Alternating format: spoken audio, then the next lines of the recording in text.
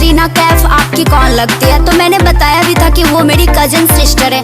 इसके बावजूद भी आप लोग बोल रहे हो कि आप उससे ज्यादा सुंदर हो। तो गाइस क्या करूं, मैं इतनी सुंदर हूँ तो आप ही बोलो क्या करूं। तो गाइस क्या करूं, मैं इतनी सुंदर हूँ तो आप ही बोलो क्या करूं। मैं करीना से भी गोरी, कटरीना से भी गोरी। मेरे आगे एक छोरी, मेरे पीछे एक छोरी। मेरा नाम बबली, मैं हूँ पगली। खाने में खाती हूँ मैं। क्या? Fair lovely, fair lovely, fair lovely, fair lovely. सही बात बा। कल हम इनको देखे हैं, लोचन इनका नहीं रेखे हैं। सही बात बा। ओए fair lovely, fair lovely, fair lovely, fair lovely. चिकला चिकला,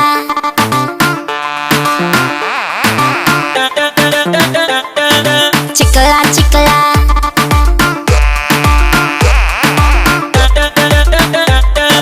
चिकला चिकला।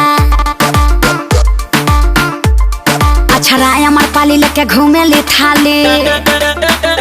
हाय जान मारे मोर कनवा के बाली।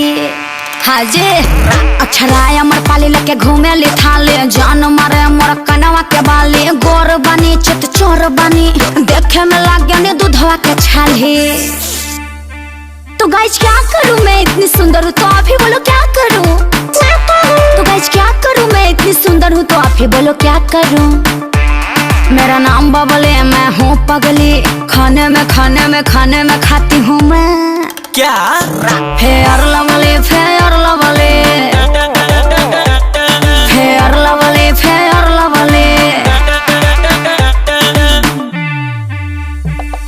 लागी ना मलाई नियन उजर नहीं खाया ही जादू सर के हो जोड़ा।